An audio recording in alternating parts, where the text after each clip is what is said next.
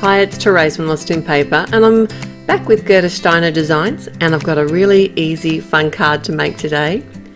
Using this as one of their new sets, and it's called More Than Pie, and it has some of the cutest bear images in it.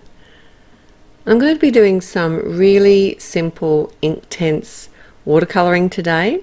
So I have stamped out the bear image with, it's a waterproof ink, or an ink that won't bleed when you add water to it. So this one's actually the archival jet black ink, and I like this one. It stamps out nicely and dries quite quickly, but there are a lot of different inks that you can use. So what I've done here is I've chosen a few colours of pencil. These are the Inktense pencils, so they're kind of like an ink in the lead. It's they're a bit unique in that fact, and they are very intense in colour.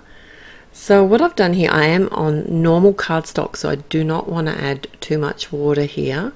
If I had used watercolour cardstock, it probably would have been easier. I could have played with it a lot more, but you know, maybe I'm just pushing the boundaries or maybe it seems to work. I didn't mind. It just stops me playing with it too much. I don't know if you're like that with watercolours, but what I tend to do is just end up playing with it too much, and there's always a point where you think, oh, I probably should have stopped there. But on this kind of cardstock, I find it a little bit easier not to go too far, because if I add too much water, I'll ruin the cardstock and it'll pill. Anyway, what I like to do is actually add a couple of different colours initially. So I used my lightest colour and my middle colour and just added it where the shading areas are going to be.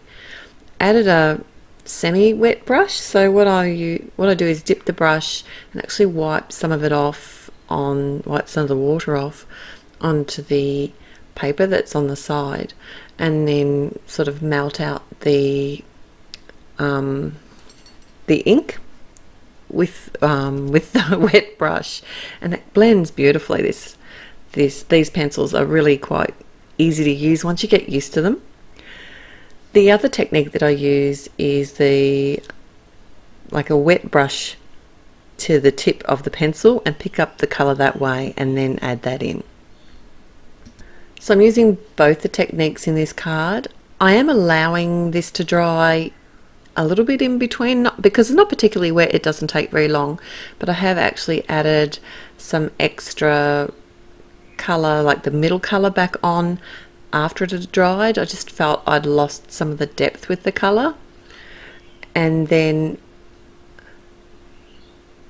allowed that to dry again, and then I can just simply add some more shading.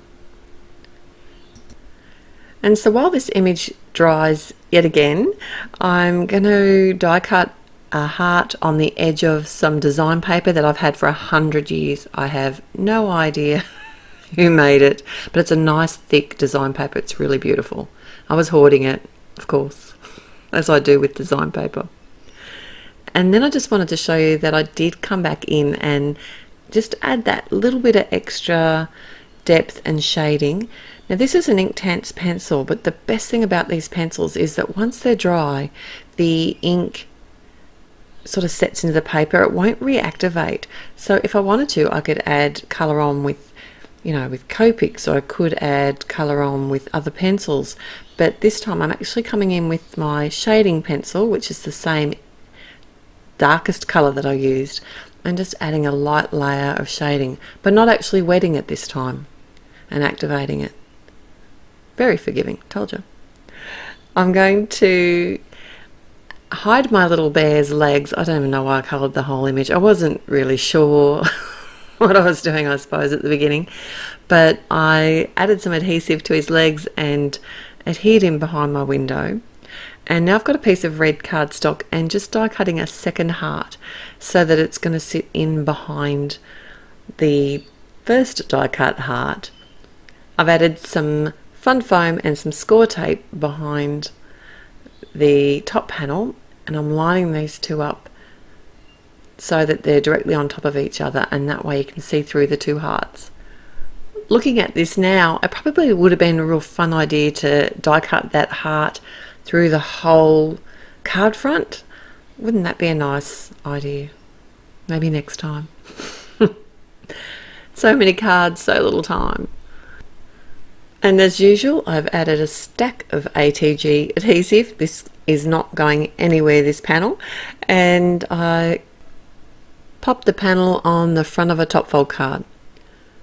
I want to stamp out my sentiment in 2 different colours, and the MISTI is a really good tool for this. And I just use a post-it note, stamp out the portion in one colour that I want. In this case I use just some Onyx Black ink. And then I can just cover that portion with a post-it note, add my ink to the different colour ink to the other part. And this one's Worn Lipstick, it's one of the oxide inks. I didn't even bother cleaning the top ink off. You know when you normally try and second stamp and partially stamp, you always end up with it a little bit off centre and make a mess. That's the best thing with the MISTI, it doesn't do that. It's great. I did add some abandoned coral just to the very bottom portion of the sentiment. I wanted to make it look a little bit ombre.